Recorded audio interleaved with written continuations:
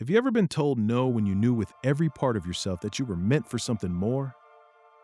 Stay with us today because the story you are about to hear belongs to a young woman from a small Iowa farm who walked into an airline office wanting one thing, was handed a flat refusal, and somehow turned that no into a profession that employs hundreds of thousands of people around the world to this very day.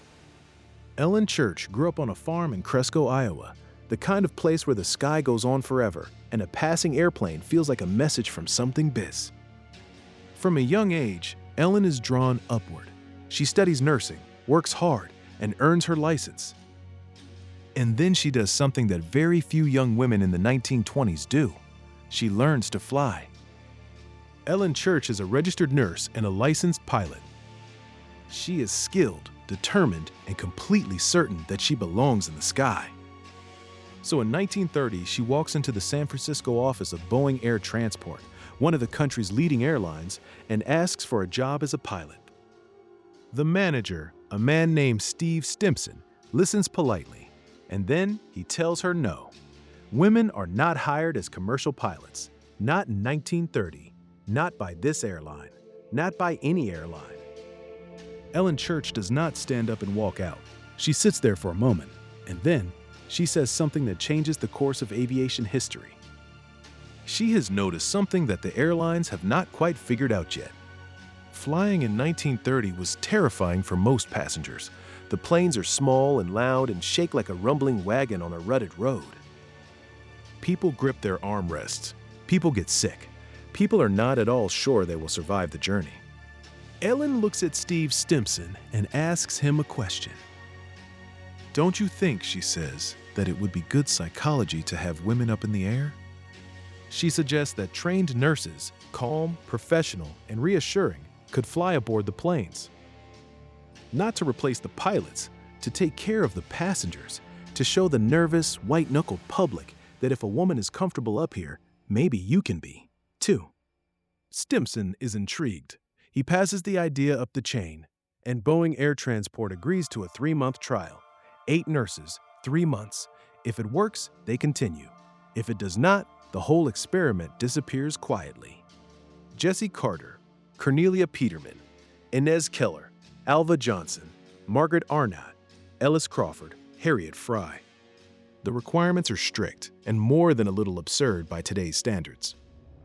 Each woman must be a registered nurse, single, under the age of 25, weigh no more than 115 pounds, and stand no taller than 5 feet, 4 inches. Their salary is $125 a month.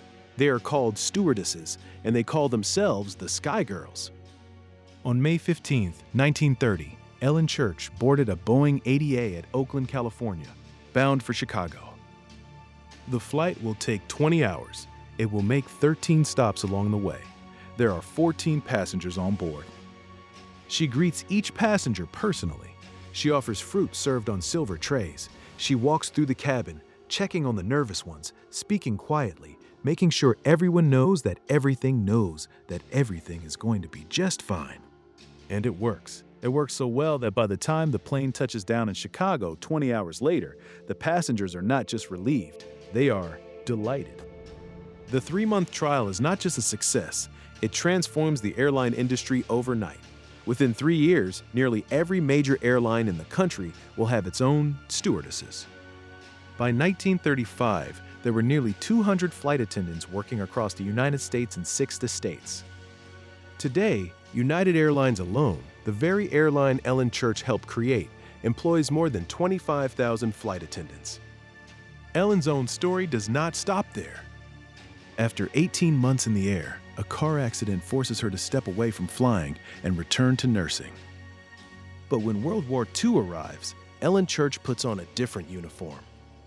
She serves as a captain in the United States Army Nurse Corps, caring for wounded soldiers evacuated by air from North Africa and the Mediterranean. She earns the Air Medal for her service. The woman who was told she could not fly ends up flying for her country in a war.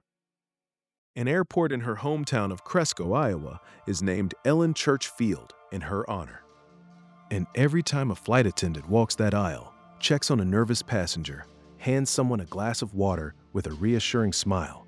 They are carrying on exactly what Ellen Church started on a May morning in 1930. Here is what moves me most about Ellen Church. She did not get bitter when the door closed. She did not walk away and decide the sky was not for her. She stood in that office, looked at the obstacle in front of her, and asked herself a different question. Not why won't they let me in, but what do they need that only I can give them? And the answer she found changed the world. Now I want to ask you something, and I mean this from the heart. Think about the people in your own family who faced a closed door and found a way through anyway. The ones who turned a setback into something no one had ever imagined before. The ones who showed up day after day and quietly made the world better just by being exactly who they were. Do those stories live anywhere but inside your memory right now? Because they deserve more than that. They deserve to be written down, passed on, and read by the grandchildren and great-grandchildren who will one day want to know where their own strength came from. If you have ever thought about writing your family's legacy stories but just did not quite know where to begin, let me help you take that first step today. Right below this video, completely free, is our Family Story Writing Guide. It is our gift to you because your stories are every bit as worth telling as Ellen Church's. And I would hate for them to go unwritten. If today's story inspired you even a little, please hit subscribe and come join the History Sparks community. Every single day, we bring you a story just like this one, about the real people who refused to accept the world exactly as they found it and made it something better. We would love to see you back here tomorrow.